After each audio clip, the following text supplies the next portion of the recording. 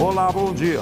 Bom dia, meu Mato Grosso. Começamos aqui agora mais uma edição do nosso A Notícia de Frente, aqui pela Record, canal 10, em Cuiabá.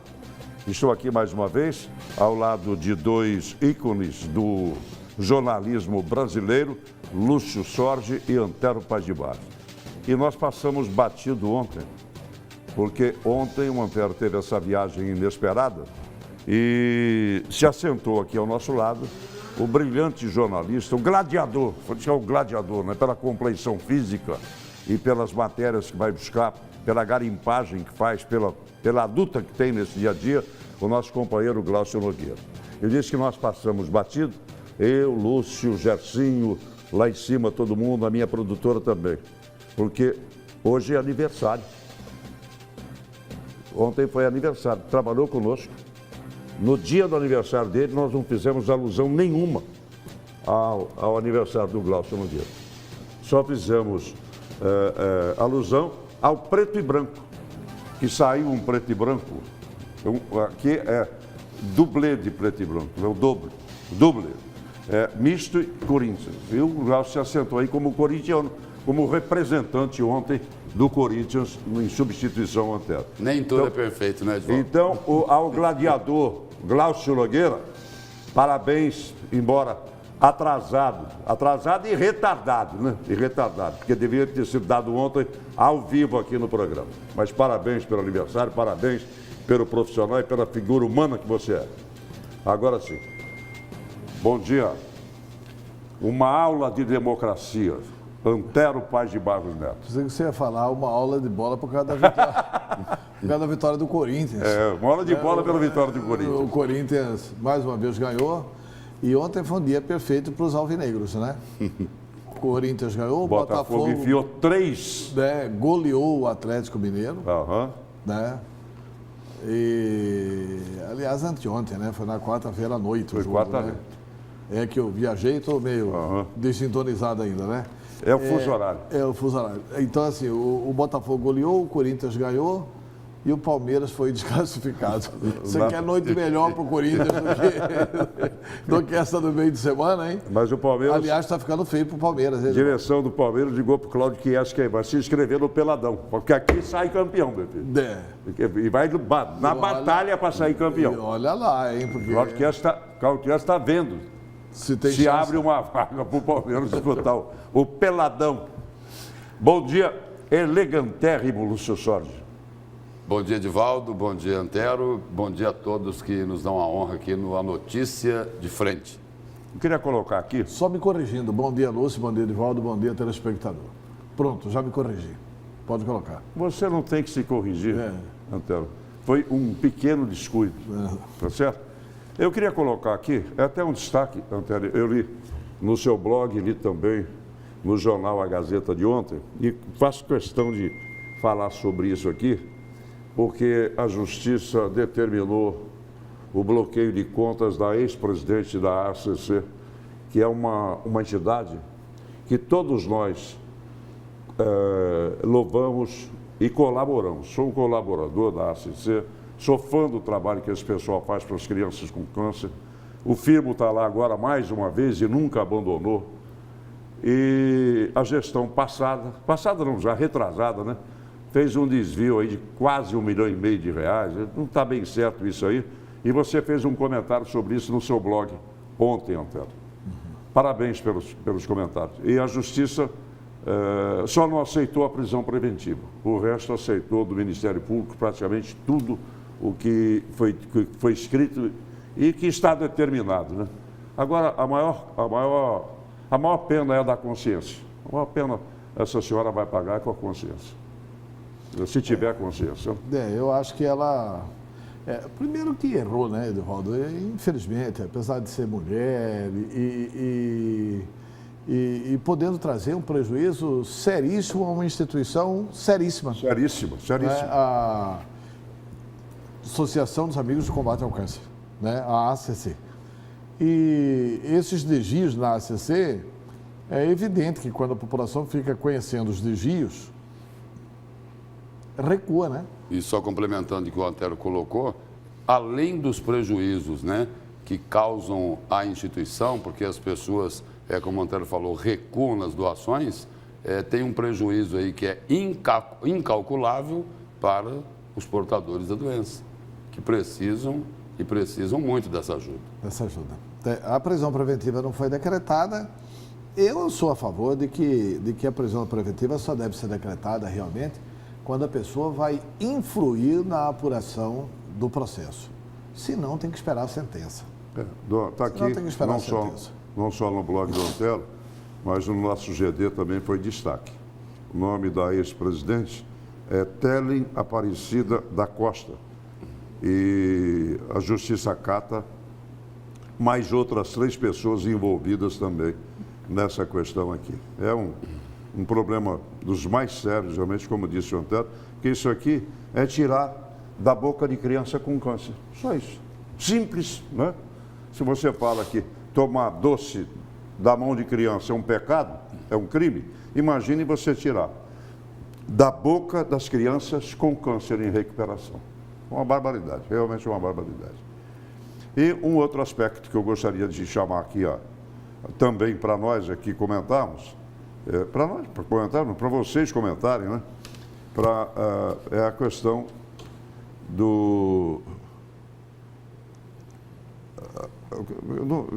essa aqui, da Grampolândia, que ontem, no programa de ontem, eu cheguei a dizer o seguinte: dei os parabéns para o governador Pedro Táxi pela amizade que manteve até o final, lealdade e amizade, até o momento da exoneração. Porque amigo é amigo, né? Então vai até o final. Ele foi até o final, a exaustão para assinar o afastamento dos coronéis. Mas eu vejo no nosso GD que ele exonerou a pedido. Então foi iniciativa dos próprios coronéis que estão detidos e a pedido foram exonerados do cargo da Casa Militar. O que é que vocês querem falar sobre isso? Olha, Evaldo, eu acho que é muito triste isso, porque assim, eu até não rejeito, né? Qualquer um de nós, pode acontecer com qualquer cidadão, com você que está nos assistindo, de você ter um amigo que amanhã está envolvido em algum deslize, em algum equívoco. Tudo bem, mas eu quero dizer o seguinte, que o governador do Estado, quem se propõe a governar o Estado, ele tem que ter muito consciência do papel que ele vai exercer. E o papel dele é de absoluta lealdade com o Estado. Ele não tem que ter lealdade com o erro. Ele não tem que ter lealdade com a pessoa. A pessoa, por mais amiga que seja dele, se errou, tem que pagar. Nesse ponto, é uma dificuldade de compreender o que é o Estado e como que funciona o Estado e por que é que tem que se tomar posição com relação ao Estado. Então, eu acho que o governador errou esse tempo inteiro. O governador deveria ter afastado no primeiro dia, ou os coronéis se afastarem lá no primeiro dia.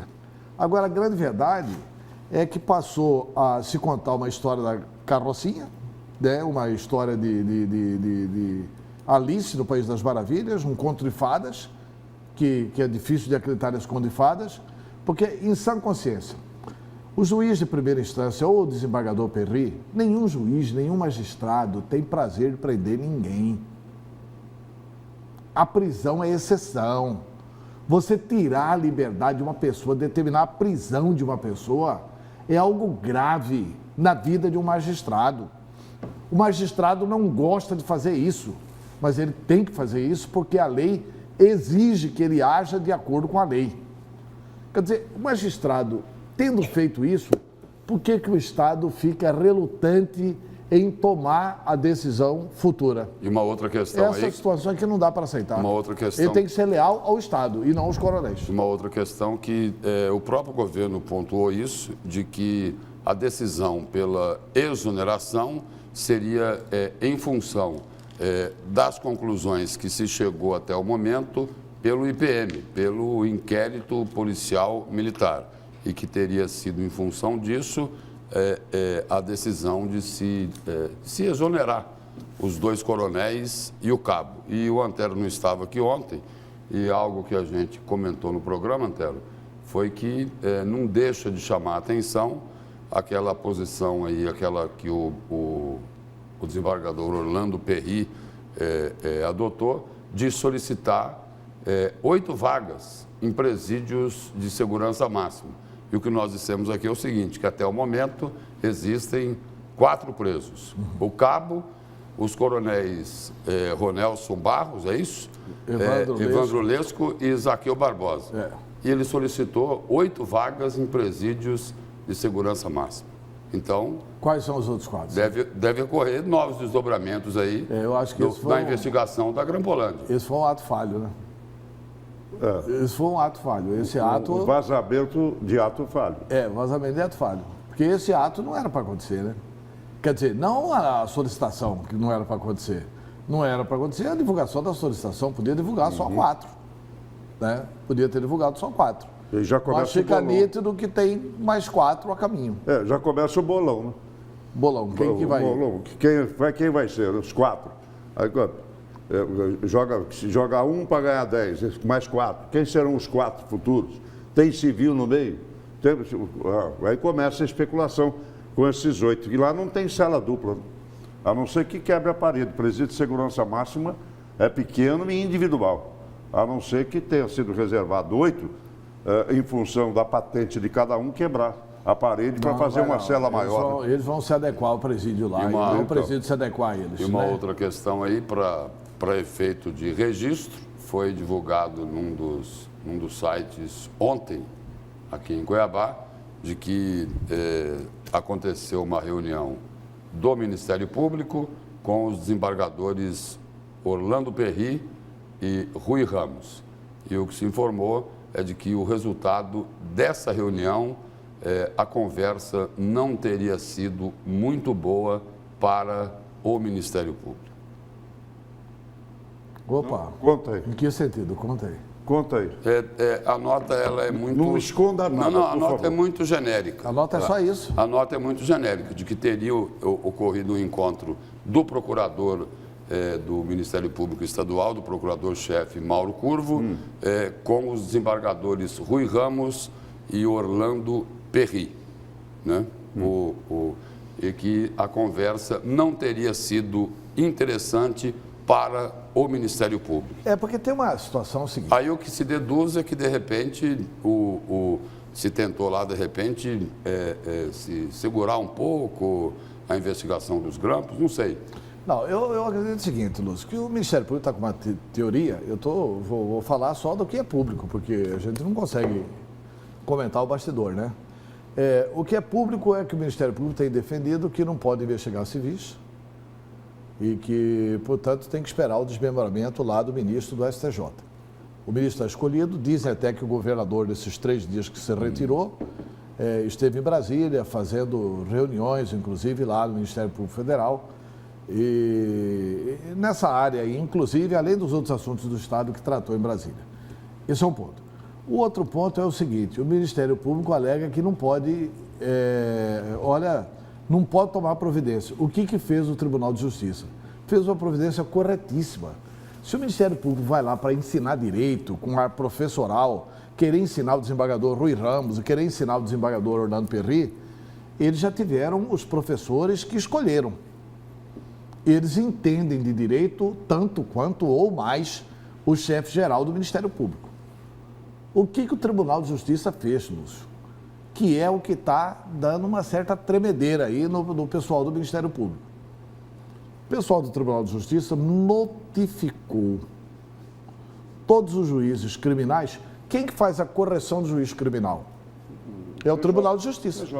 O Tribunal de Justiça, tanto pelo desembargador Perry como pelo desembargador Rui Ramos, notificou todos os juízes criminais.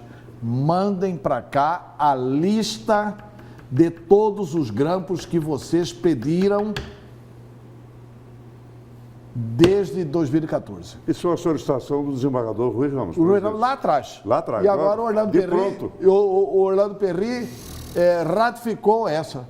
E o Ministério Público não quer que se faça isso. Olha, porque aí vai vir, para aí, eu estou pedindo aqui para os juízes mandarem para cá, porque se os juízes prevaricaram, eles têm que ser investigados. Qual que é o crime que tem nisso aí? Sem entrar no mérito, se pode ou não avaliar civil antes de ser desmembrado lá pelo Superior Tribunal de Justiça. Agora, a grande verdade é que o Ministério Público deveria estar fazendo uma força-tarefa para ir lá e falar assim, olha, estamos aqui à disposição, vamos investigar. Se tiver membro aqui do Tribunal de Justiça, do Poder Judiciário, vamos investigar. Se tiver membro do Ministério Público, vamos investigar. Aliás, o Ministério Público não quer. Aliás, aí como não quer sugestão, investigar. dá até para ocorrer um cruzamento de informações. O Ministério Público poderia seguir o que fez o Tribunal de Justiça, os desembargadores Rui Ramos e Orlando Perry, e solicitar dos promotores quais os grampos legais que eles solicitaram que fossem feitos. Não, porque quem pede o grampo é o Ministério Público ou a polícia. Ou a polícia. Ou a polícia. Ou a polícia. Não é isso? É isso. E o que o Tribunal de Justiça está pedindo é o seguinte, aos juízes criminais, olha, quais os grampos que vocês autorizaram? Não é isso? Só isso. E se o Ministério Público faz a mesma coisa, dá para se cruzar as informações. Vai verificar pelos telefones, se tem o telefone do Antero, do Edivaldo, do Lúcio, da sociedade. A grande verdade é a seguinte, a sociedade foi grampeada. Sabe o que eu tenho convicção, Lúcio? Né? Eu, se fosse candidato a governador, se fosse governador do estado, eu não teria nenhuma dúvida. Tem que extinguir a Casa Militar. Para que serve a Casa Militar? Qual que é a finalidade da Casa Militar?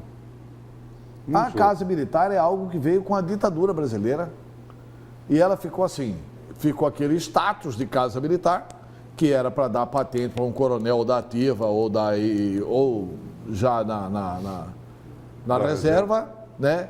Ele chefia a Casa Militar para organizar informações e para organizar a segurança do governador. Acaba com isso.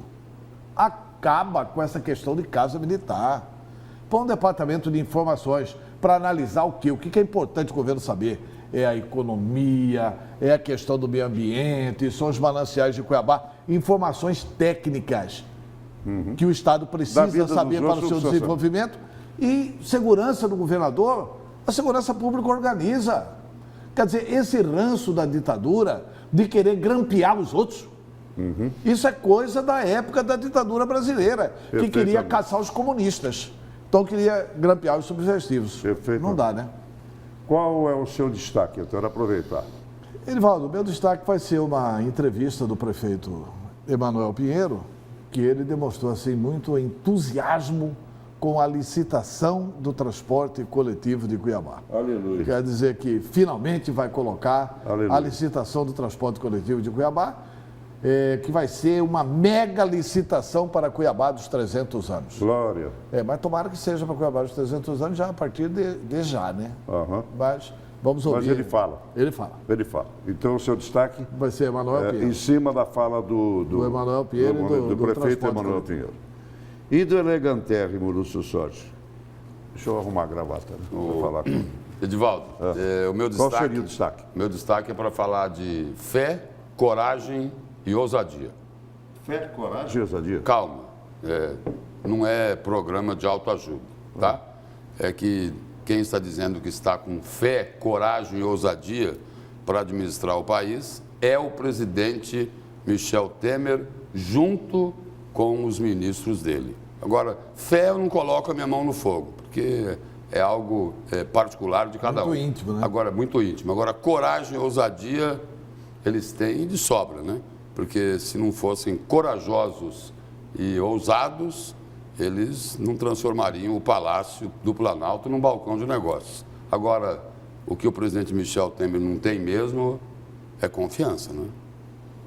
Uma outra pesquisa agora, e agora é a pesquisa que tem nome, que tem marca, que tem grife, é a pesquisa do Ibope.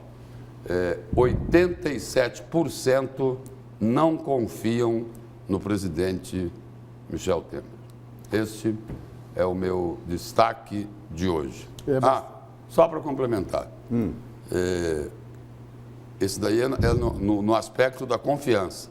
E no outro aspecto lá, de aprovação, ele conseguiu perder e perder feio até para a ex-presidente Dilma Rousseff. E tem 5% de aprovação. é um recorde histórico. 5% essa Recorde pesquisa histórico. do Ibope. Eu sei se lembra da entrevista dele, né? Sobre a Dilma. Não, a Dilma está com...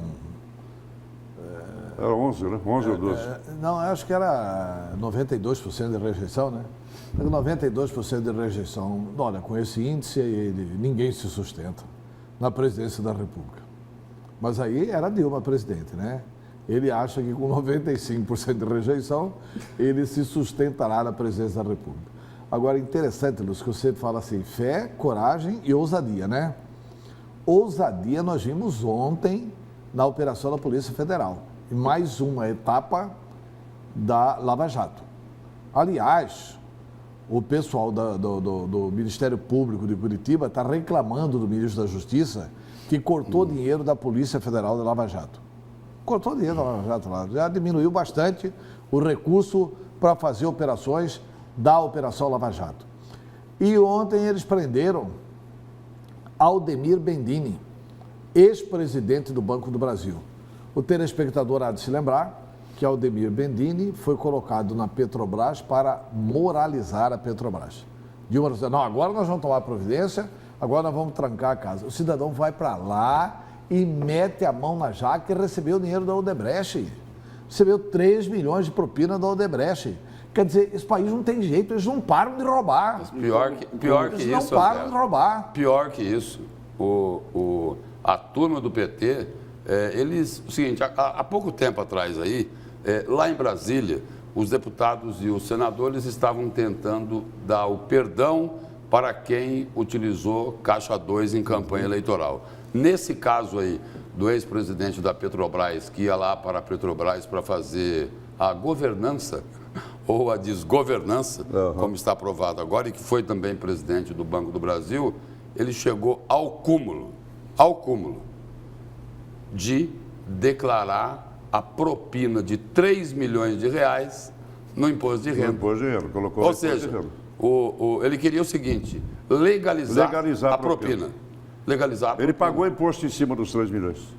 E botou no imposto Pagou de renda. imposto de renda. Pagou imposto de renda. Numa rápida passagem, que ele ficou bastante tempo no Banco do Brasil, um dos méritos dele foi financiar um Porsche para aquela socialite Val Marchiori, também diz que sem garantia nenhuma e tal, que, pelos lindos olhos da Val. E é uma figura que tem estratégia para pedir propina. Quando ele está, ou pelo menos, ele corrige as formas de solicitar a propina. Perfeito. Quando era presidente do Banco do Brasil, ele pediu 17 milhões para o Marcelo Odebrecht. Não conseguiu. Aí, quando ele assumiu a Petrobras, ele pediu os 3 milhões Baixou e deu o cacife, certo. baixou o cacife. E deu certo. Olha, vamos começar o programa? A prefeita Lucimar Campos assinou ontem a ordem de serviço para a tão aguardada Obras do PAC em Várzea Grande. São 168 milhões de reais em investimentos para os próximos 3 anos. Os detalhes com o repórter Oliveira Júnior. Bom dia, Edivaldo, Lúcio Antero. A Prefeitura de Várzea Grande confirmou e lançou nesta semana, aqui em frente à Prefeitura, numa solenidade bastante concorrida, a destinação de 168 milhões de reais para a solução definitiva do problema na água da cidade. Um problema já crônico através de recursos do PAC. A meta é universalizar os serviços de água e esgoto em pelo menos 78% até o final deste mandato. A prefeita Lucimar Campos admitiu que a obra não deve ficar pronta ainda na sua gestão.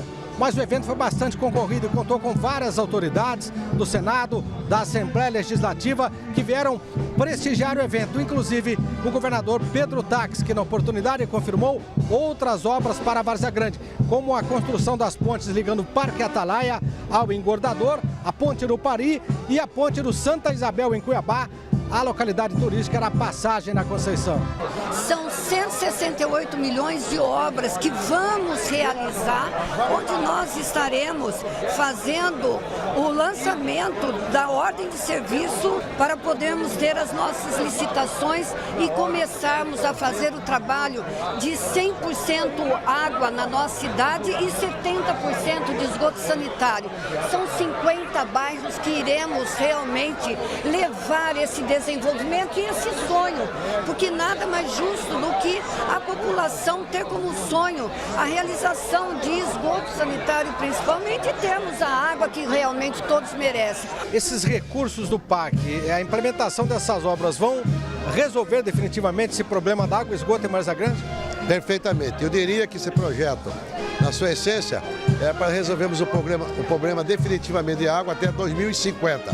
Na medida que será investido através das obras do PAC, com algumas contrapartidas do município e do estado, algo parecido na ordem de 460 milhões de reais. Nesse primeiro instante, já está sendo executado 40 milhões, dinheiro no caixa, algumas já concluídas, que é o local de São João, Jardim Oliveira, Dom Diego, Alto Boa Vista, Ipanema, obra concluída, drenagem, esgotamento sanitário e pavimentação asfalto. Inauguraremos dia 18 de agosto. Já iniciamos no Icaraí, também no Frutal de Minas e também aqui em Nova Era. E com esses recursos de hoje estamos assinando também mais 25 milhões de reais de ordem de serviço e mais ordem para licitação de mais 143 milhões, nós estamos totalizando desses 459 milhões, algo parecido em torno de 200 milhões de obras. Está lá o dinheiro para a construção da ponte do Jardim do Parque Atalaia até o Engordadouro, perto da fábrica da Ortobon. É ali. Nós vamos fazer essa interligação de Cuiabá a Várzea Grande, porque aí o povo vai sair dali de Cuiabá e vem direto para o aeroporto. Com imagens de Valdeir Moraes, Oliveira Júnior para o Notícia de Frente. Eu não entendi essa do governador Pertac. Só quem está no Cospó fica mais fácil, né? Aquela região do Parque Atalaia, do Jardim Cuiabá, Tijucal, talvez fique mais perto por ali. Tem uma outra ponte que ele está fazendo que é fantástica, que vai ligar com a região do Paris.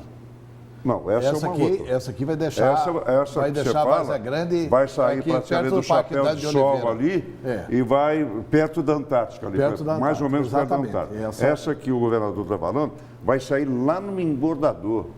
Você sair do Engordador para ir ao aeroporto é uma volta muito grande. É uma volta muito grande. Esse trajeto aqui, o VLT vai ser mais rápido.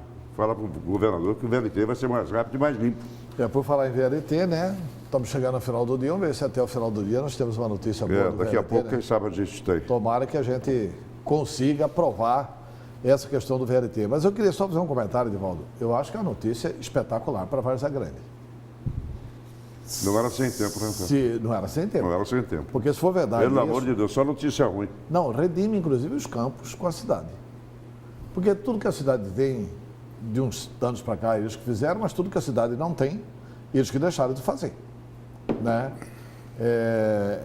70% do esgotamento sanitário e 100% de água tratada é uma conquista extraordinária para o município de Várzea Grande. O Rio Cuiabá agradece. E isso aqui, somado ao investimento que o prefeito Emanuel Pinheiro está anunciando em Cuiabá para os próximos 7 anos, a gente vai conseguir finalmente devolver saúde ao Rio Cuiabá. Nós vamos conseguir finalmente estabelecer uma política de saneamento básico, que é uma ação preventiva de saúde para o Rio Cuiabá. Então, de parabéns realmente, o secretário extraordinário Jaime Campos, a prefeita Lucimar, né, o governador por essas obras que anunciou. Essas obras são muito importantes. Eu, se fosse governador, começava com essa obra aqui do Paris. Por que do Paris?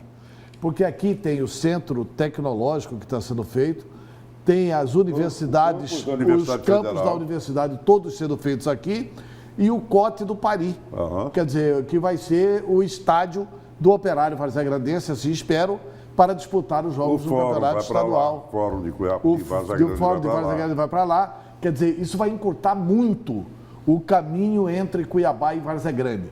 Essa, das 3 pontes que o governo está anunciando, ou tem dinheiro e condições e licitação para fazer as 3 ao mesmo tempo, ou então faz primeiro esta.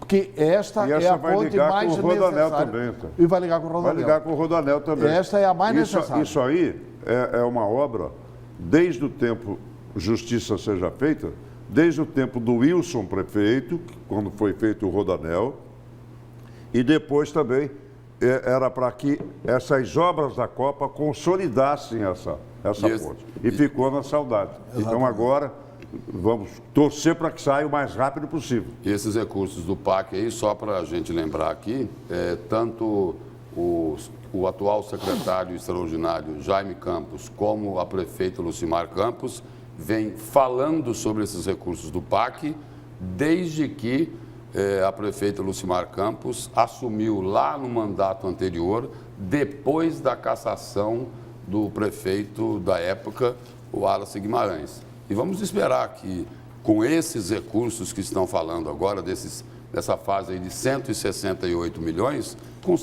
consigam realmente resgatar essa dívida que é enorme com a população de Várzea Grande, porque nós já dissemos aqui, mas não custa falar novamente. Tem bairros lá que fica 4, 5, 6 dias sem ter água na torneira. E uma outra questão, como 40 milhões, 160 milhões, 428 milhões, então não custa nada lembrar aos órgãos de controle e fiscalização. Fiscalizem a aplicação desses recursos para que a população não seja prejudicada. É bom fiscalizar. Não estou dizendo aqui que vão desviar o recurso público. Não é isso. É o que se coloca no portal Transparência. É bom fiscalizar, ter transparência para todo mundo ter a certeza de que esse dinheiro vai beneficiar e vai resgatar essa dívida com a população de Várzea Grande. Eu gostaria de parabenizar o ex-senador e secretário Jaime Campos, a prefeita Lucimar, por ressuscitar e buscar esse dinheiro do PAC. Mas eu não poderia deixar de dizer aqui que quem levantou esse dinheiro do PAC, quem colocou o PAC para andar com todos os percalços que teve, foi Murilo Domingos. Murilo conseguiu o PAC naquela época que o Wilson conseguiu aqui também. Veio a Operação Passeanas e cortou. E depois ficou nesse emaranhado de coisas. Cortou porque queriam roubar bastante. Porque queriam roubar. Os empresários queriam roubar, né? Os empresários não roubam sozinhos, né? E pode ser também que tivesse alguma coisa no percurso também.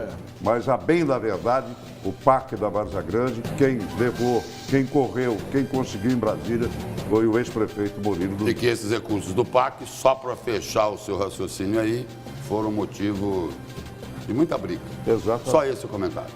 Exato. Muita briga. Intervalo. E foram os recursos do PAC. Intervalo comercial e a gente volta atrás.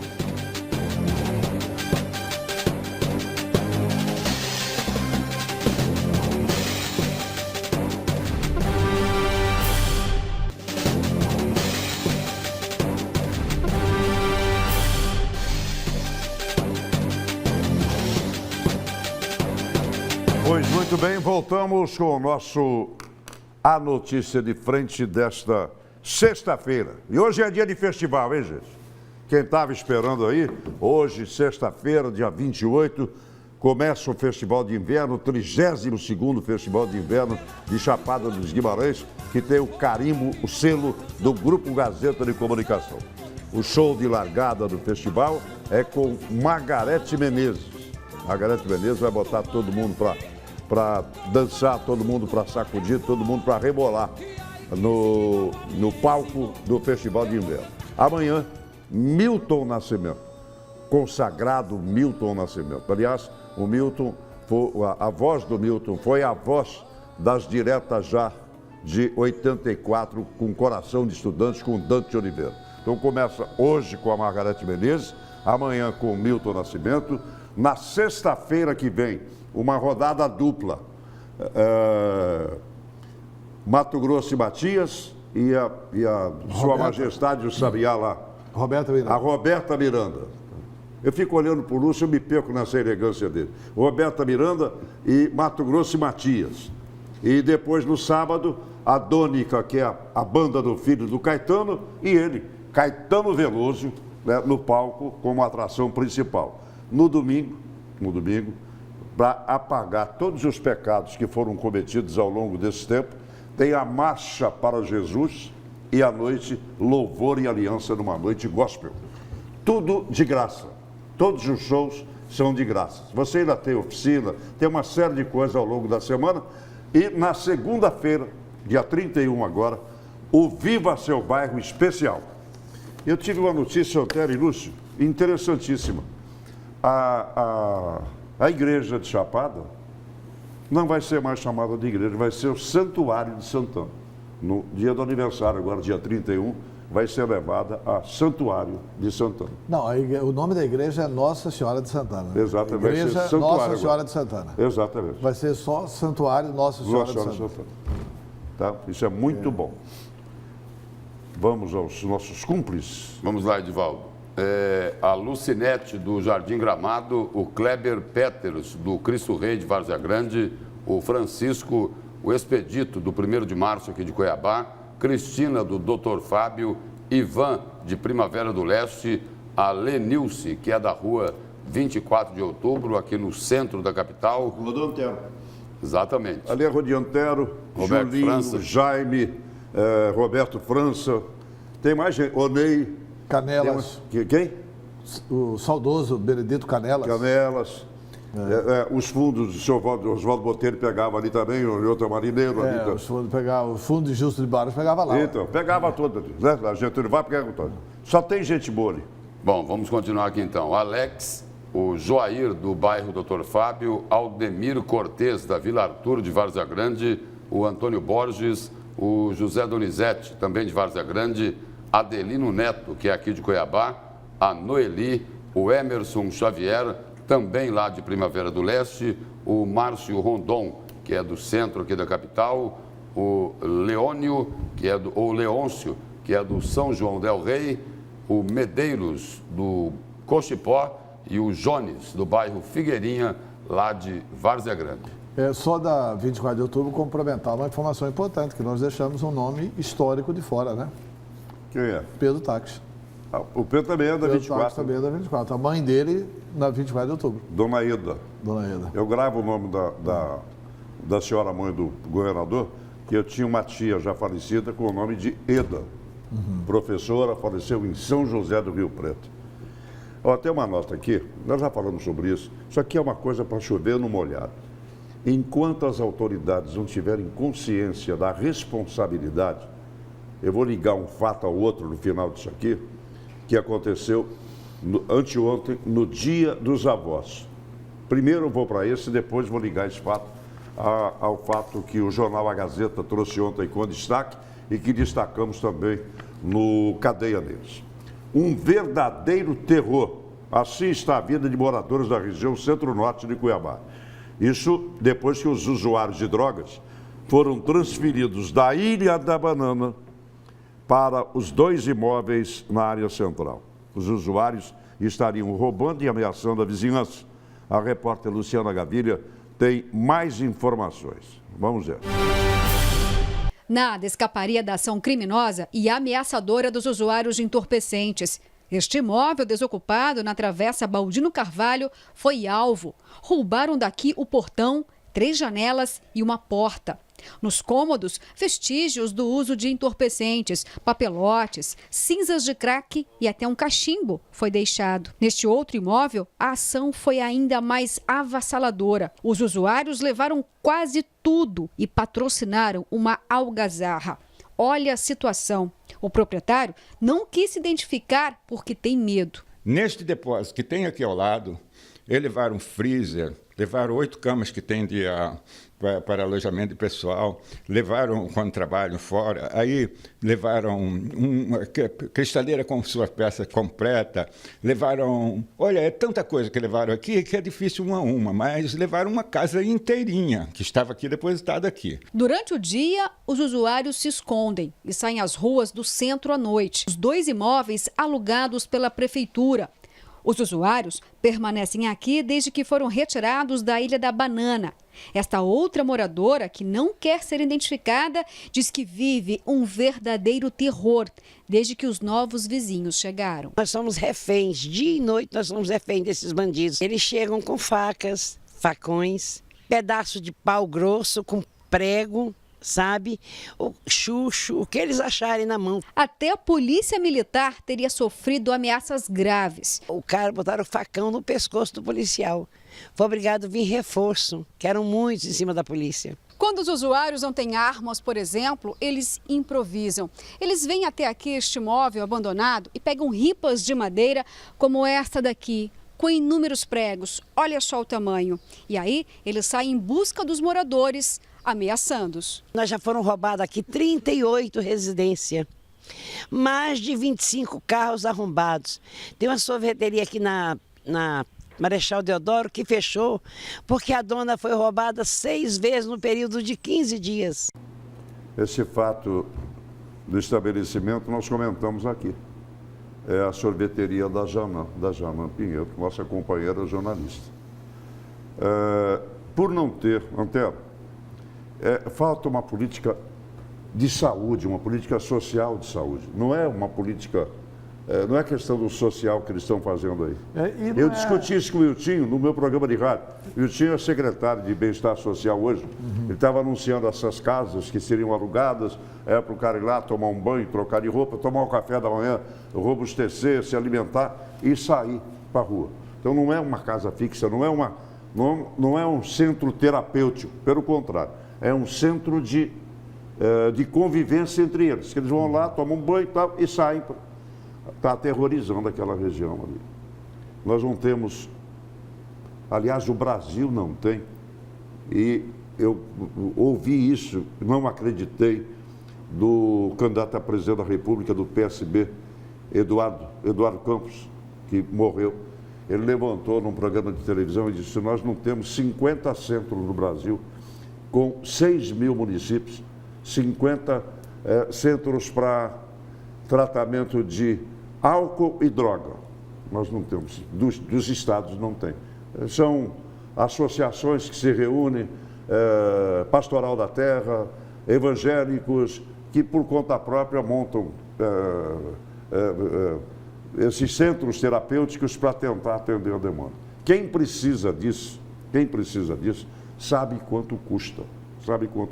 Eu não gosto de, você é testemunha disso, o Lúcio também, não gosto de usar o singular, mas o ano passado eu tutelei, porque as mães vieram aqui chorando e tal, tutelei dois dependentes, graças a Deus, ficaram mais de um ano ali no interior de São Paulo. A bagatela é de R$ 2.500 cada um.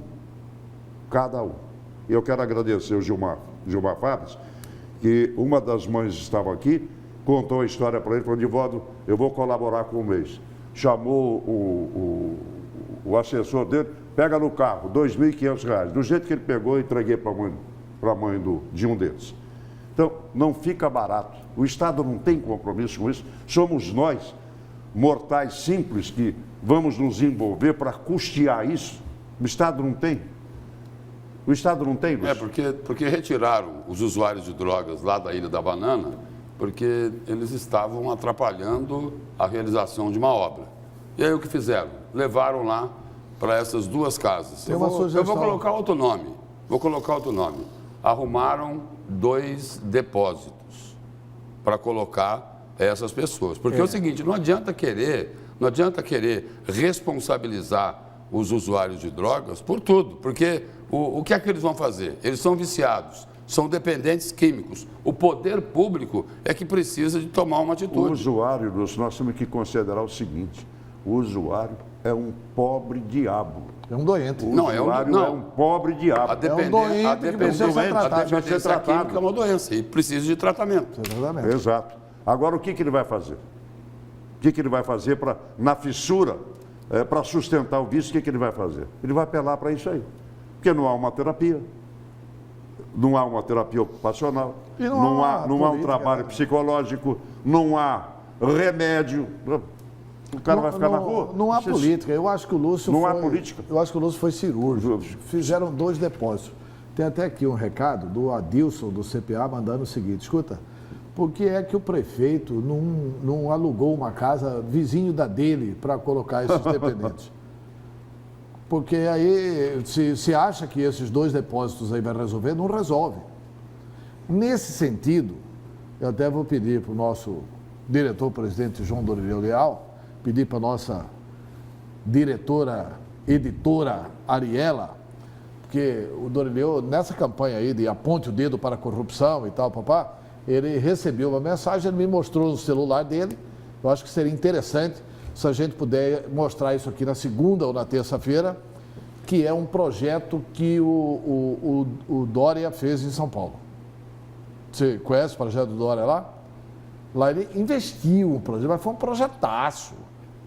Foi um projetaço. Mas que também deu com os burros na água. Não. Lá ele deu com os burros na água na questão da Cracolândia. Da higienização social. Exato. Ele mostrou que é um homem de direita, que não tem a menor sensibilidade social. Exato. Que não sabe lidar com esses jogando problemas. Água gelada em cima de pessoas que estão dormindo no meio da rua. Mas aí não sabe se foi ele que jogou, né? Não sabe se foi ele que jogou. Mas assim, ele errou lá. Agora, mas lá ele tomou medidas, Edivaldo, que tem... Eu vou pedir, inclusive, para o Dorileu ceder esse vídeo para nós, para a gente mostrar isso aqui, porque esse é um caminho. Agora, o outro caminho é o quê? É o Estado parar de gastar dinheiro com o que ele não deve fazer e gastar dinheiro com o que ele deve fazer. Isso aqui o Estado deve fazer.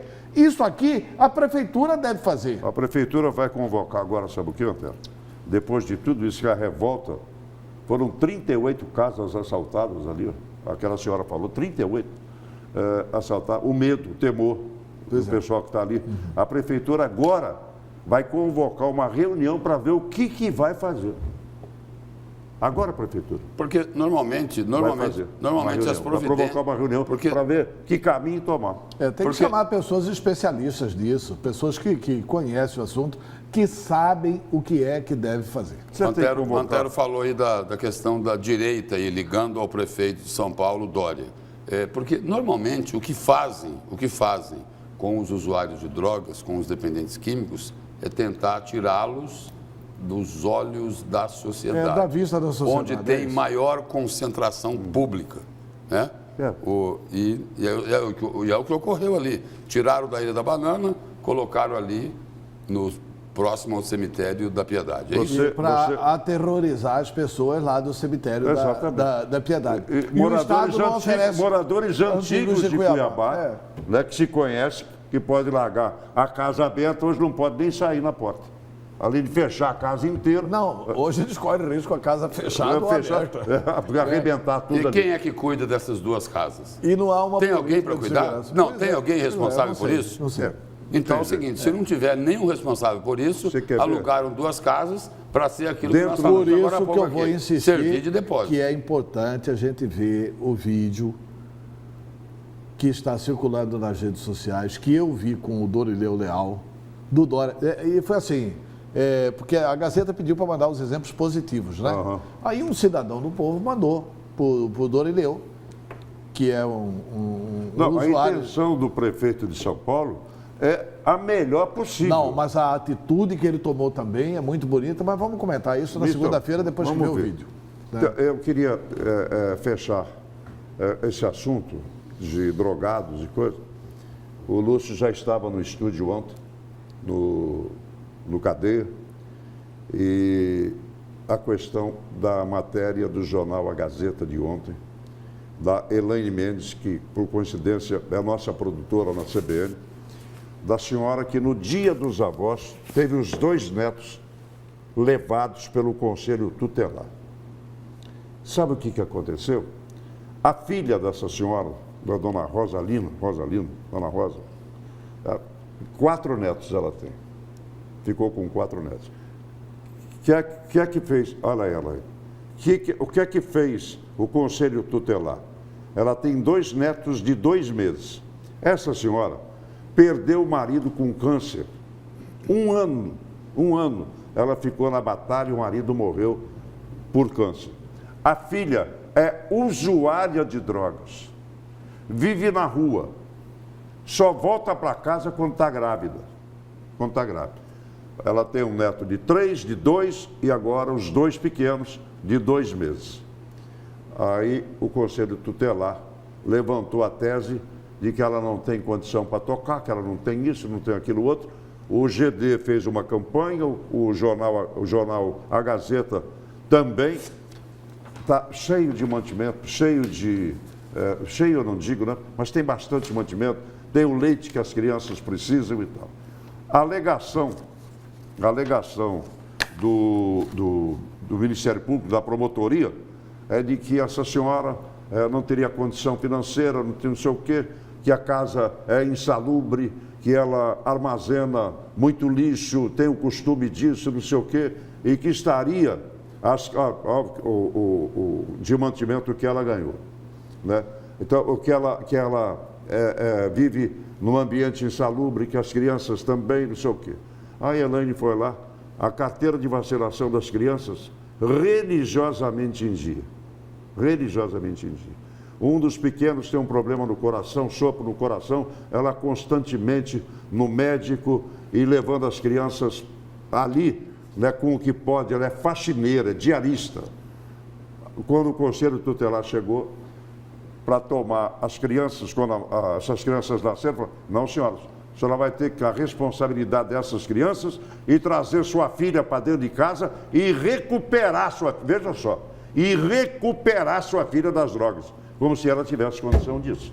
Aí tomaram as crianças da dona Rosalina, tomaram os 2 netos, ela está desesperada. Eu escalei o doutor Ricardo Monteiro como advogado para ver se juridicamente a gente consegue devolver os netos para a dona Rosalina. O doutor Ricardo já está na parada, já pegou a procuração assinada dela, ali tem leite, ali tem comida à vontade, e lancei uma campanha no Cadeia Antero. Ela vai precisar, depois de terminar esses mantimentos aí, ela vai precisar perene, né? O problema é perpétuo. Então, consegui doar do Locatelli uma cesta mensal, até o resto da vida dela, enquanto precisar, e eu acho que mais umas 3 cestas, até segunda ou terça-feira, a gente vai conseguir mensalmente, para que ela não tenha que pedir nada para ninguém. Tá, e isso depois de recuperar as crianças. Mas ela tem 2 ainda. Hein? Ela cria mais 2. Ah, ela cria mais 2. É 4 netos. De qualquer forma ela precisa. De qualquer forma ela vai precisar. Agora você vê a generosidade das pessoas, né? Bota essa última imagem aí. Olha o que tem de leite. Ela não tinha uma lata. Olha o que tem de leite especial para as crianças. De 3, 2 e 2 meses. A melhor coisa desse país é o povo, né? Não, pelo amor de Deus. Né? É por isso que dá dó ver esse bando de ladrões aí, né? Não há sensibilidade tão grande e amor ao próximo tão grande como o do brasileiro. Não tem dúvida nenhuma. Então, o doutor Ricardo Monteiro já é o advogado dessa senhora. Então, vamos lá, vamos na batalha. Que, por sinal, doutor Ricardo Monteiro é uma figura humana também extraordinária, hein, Valdeir? É outro que não vê de fruto. Esse é do bem. É outro que não vê de fruto sem chorar também. Esse é outro. Antero, vamos para o seu destaque? Quem que pega primeiro? Lúcio ou Antero? Não, posso falar o seguinte, que o meu destaque é até rápido, é o que imagino seja uma boa notícia, uma boa perspectiva de boa notícia. O prefeito Emanuel Pinheiro está anunciando que vai acelerar e que vai fazer uma mega licitação para o setor de transporte coletivo de Cuiabá. Ele forneceu detalhes numa entrevista coletiva sobre o que é que ele pretende fazer com o transporte coletivo de Cuiabá. Vamos à matéria. Vamos ver a manifestação do TCE. A licitação ela vai ocorrer, basta apenas ver a legalidade ou não, que foi reconhecida pela gestão passada da licitação e do atual contrato e até 2019. Independente disso, eu vou preparar a licitação dos 300 anos, onde pretendo avançar muito, humanizar e melhorar demais o transporte coletivo da capital para todos os cuiabanos. Então vamos esperar. Estamos já respondendo para o Tribunal de Contas, vamos construir aí os pilares dessa nova licitação para no tempo hábil apresentá-la. Já tem um valor? Não, porque são veículos, são 400 veículos, né? São 400 carros, 360 operando e 40 a 50 reservas, então que deverão ser apresentados, até porque a frota tem adaptada, tem a frota com ar-condicionado, adaptada a pessoa com deficiência, então eu vou depois discriminar isso para a população. Por enquanto segue no transporte transporte coletivo a tarifa zero. Cuiabá é uma das únicas capitais do país, se não a única, que não deu aumento de tarifa, para primeiro discutir a qualidade do sistema, para depois falar em tarifa. Por enquanto, estamos também dando a tarifa social e também vamos ampliar o programa que é chamado de Pinheirão, né? Mas não pode falar que é Pinheirão. Calma, deixa eu falar as coisas boas, entendeu? Que é uma homenagem à classe trabalhadora, criando as linhas expressa, bairro mais distante de Cuiabá Centro. Bem, na verdade é o seguinte, ele está fazendo aí, primeiro que tarifa zero em Cuiabá não existe. O que ele está chamando de tarifa zero é que ele não deu aumento no transporte coletivo de Cuiabá. E não deu aumento no transporte coletivo de Cuiabá porque ele primeiro quer melhorar o transporte coletivo de Cuiabá. Mas vamos ser sinceros, não vamos negociar esse não aumento em cima da não licitação. Ele, apesar de anunciar que quer fazer a licitação, ele mais uma vez não coloca prazo, anuncia que vai fazer para 300 anos. 300 anos pode parecer algo assim muito longe, porque é 2019. E nós entrevistamos o prefeito aqui, Antero, só para reforçar o que você está colocando, nós entrevistamos o prefeito aqui, já fazem quase 2 meses, 1 mês e meio pelo menos, e poucos dias antes daquela entrevista, ele tinha determinado uma prorrogação do estudo sobre o transporte coletivo, que daqui a pouco vai vencer também. Pois é. Então, assim, que não seja essa uma negociação, eu não aumento a tarifa, mas em compensação também não faço a licitação e mantenho esses rasga-roupas aí, transportando a população de Cuiabá. É isso que a população de Cuiabá não aceita. Se for realmente essa entrevista coletiva para anunciar que vai fazer uma mega licitação e que vai atender às exigências do Tribunal de Contas, palmas para a Prefeitura. Palmas mesmo. Se for para transformar aquela fonte luminosa numa bacia da omissão de lavar as mãos, aí não dá para aceitar. A licitação tem que sair, prefeito Emanuel Pinheiro.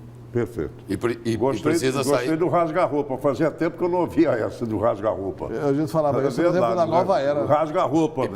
E precisaria sair essa licitação ainda este ano. Nós estamos no final de julho. Para que tudo estivesse pronto, como o Antero disse. Temos 5 meses para o final do ano. Aquele prazo, porque foi a segunda prorrogação que o prefeito Emanuel Pinheiro pediu. Tinha uma anterior, depois pediu outra. Quer dizer, era bom que essa licitação fosse lançada esse ano. Claro. Porque, para os 300 anos de Cuiabá. Então, ele está falando no quê? Em 2019? Quase 2 anos. 300 anos é 2019. Vamos para o intervalo comercial. Está escutando a musiquinha? A musiquinha. Esse é um aviso que nós temos que chamar o intervalo comercial. Vamos lá e voltamos já já.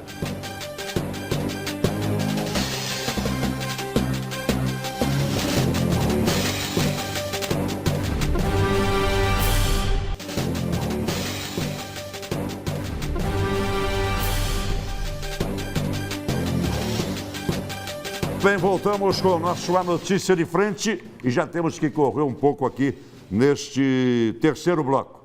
Quero agradecer o presidente da CDL, Nelson Soares Júnior, agradecer em nome do nosso diretor-presidente, João Dorileu Leal. Nunca vimos, o Antero aqui, principalmente que convive mais com o João Dorileu, nunca vimos o João Dorileu tão entusiasmado, numa campanha do Grupo Gazeta como essa de delator cidadão. O ofício da CDL vem justamente para cumprimentar e hipotecar solidariedade e cita aqui até uma frase de Martin Luther King. É sob o silêncio cúmplice dos decentes que alguns dos maiores crimes acabam sendo perpetrados.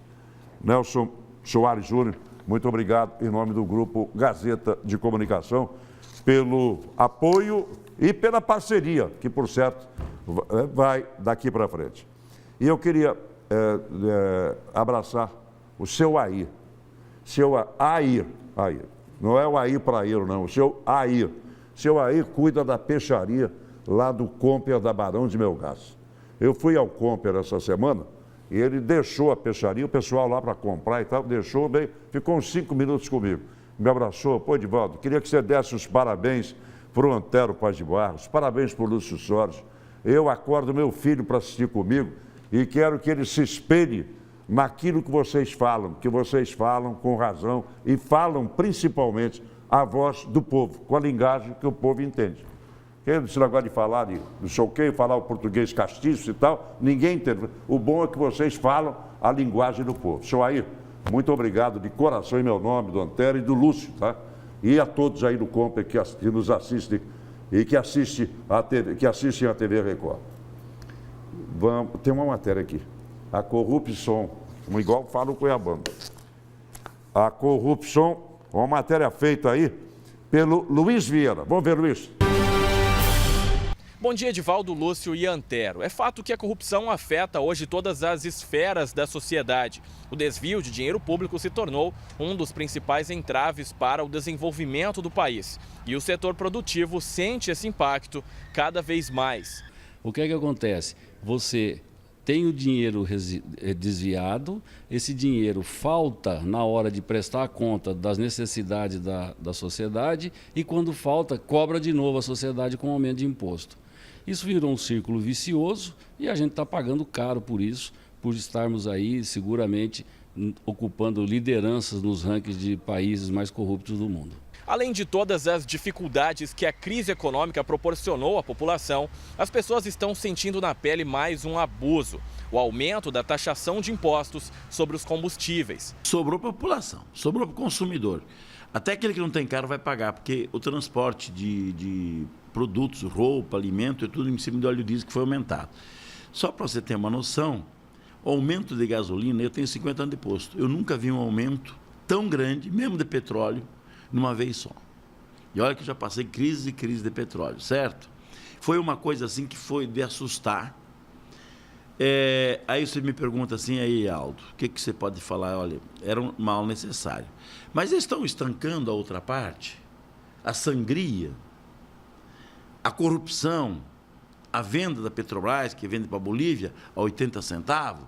Será que esse petróleo vai para lá?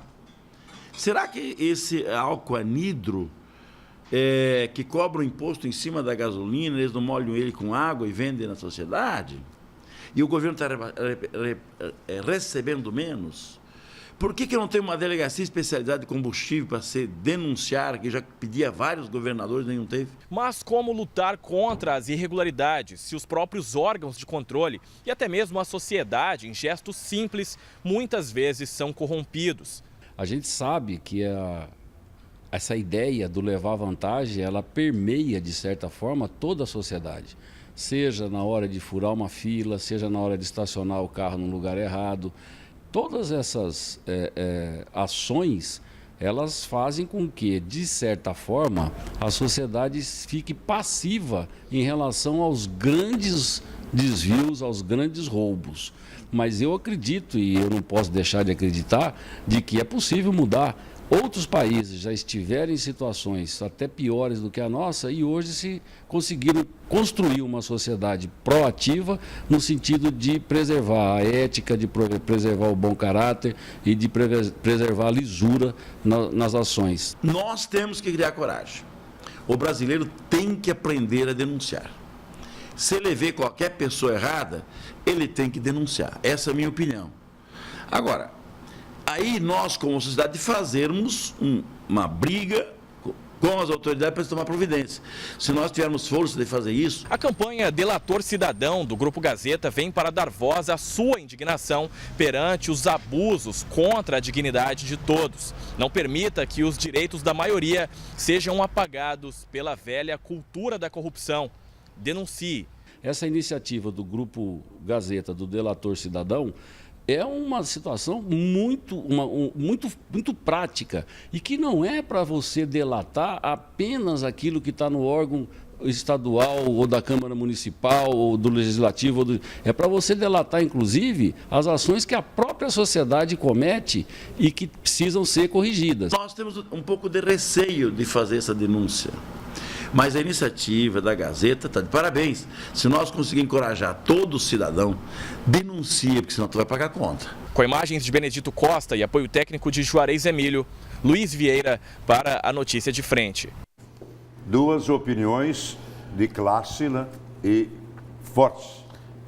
Fortes, eu quero dar um grande abraço no meu amigo pessoal, Aldo Locatelli, foi meu patrão na TV Pantanal, uma das figuras humanas mais bonitas com as quais eu convivi, um homem decente, honestíssimo, corretíssimo, e que ele está propondo aí o quê? Uma delegacia realmente para fiscalizar tudo isso. E uma frase dele lapidar, né? Que essa situação feita pelo governo brasileiro não é só quem vai colocar o óleo no carro que vai pagar a conta. Toda a sociedade vai pagar a conta, porque tudo é transportado em cima do óleo diesel em Mato Grosso. E já nós vamos começar com a discussão de aumento de tarifa do transporte coletivo. E falando sobre a campanha do Grupo Gazeta, ele também resumiu bem, né? Denuncie, porque senão é você que vai pagar a conta. Que vai pagar a conta. E é importante, eu queria pegar aí como gancho uma fala do empresário Aldo Locatelli, onde ele reclama ali, né? Ele reclama duro, né? E já e já na esteira do seu destaque, aumento dos combustíveis, né? Para falar que ele reclamou o seguinte, olha, um absurdo o índice desse aumento, né? Quer dizer, e a gente falava aqui sobre o destaque no início do programa, que o presidente Michel Temer falou o seguinte, olha, eu como presidente e os ministros que trabalham comigo, nós governamos esse país com fé, coragem e audácia. Agora, corajosos e audaciosos são mesmo, porque dão um aumento desse tamanho, agora querem adiar o reajuste do servidor público, agora estão aí contingenciando os recursos do PAC, que são investimentos em obras para melhorar a população. E a situação do presidente Michel Temer não está só complicada lá na Lava Jato. Ela está difícil também em relação ao povo brasileiro. A gente falou outro dia aqui de uma pesquisa de 94% de reprovação de um outro instituto. Agora é o Instituto Ibope, que divulgou ontem uma pesquisa mostrando o seguinte, o governo de Michel Temer é reprovado por 70% da população brasileira. Esse índice aí, com esse percentual altíssimo de ruim e péssimo, o atual presidente está se igualando, Antero e Edivaldo, a ex-presidente Dilma Rousseff. Exatamente. Isso quando foi aberto o processo que acabou resultando no impeachment da petista. Agora tem um número que é ainda pior para o presidente Michel Temer, no aspecto da confiança. Ele diz que tem coragem e audácia. Agora, confiança ele não tem, porque 87% das pessoas não confiam no presidente Michel Temer. Resumindo aí e arredondando as contas, de cada 10 pessoas, 9 não confiam nele. E aí ele dizia o seguinte, olha, ainda na época da ex-presidente Dilma, o Antero lembrou isso aqui, de que não dá para ser presidente com um índice de reprovação tão alto. Aí ele dizia o seguinte, olha, o país precisa de alguém para salvar e para unir a nação. Salvar ele não conseguiu. Uhum. E unir parece que está conseguindo, mas unir contra ele. Tá. Final de programa, um final de semana com a graça de Deus para todos nós, com muita alegria. Festival de Inverno de Chapada dos Guimarães começa hoje. O festival tem Margarete Menezes hoje e Milton Nascimento amanhã. Eu quero agradecer a companhia do Celso Gonçalves durante a semana, do Pichote, do Odiro Martins e o Zé Mota, que passou uma semana muito difícil. Abraço ao Zé Mota, reconforto ao Zé Mota e a nossa produtora Ariela Nunes e ao nosso diretor de jornalismo, Davi Serra. Um abraço, Antero Paz de Barros. Bom fim de semana, Lúcio Soares. Até segunda para todo mundo. Bom fim de semana.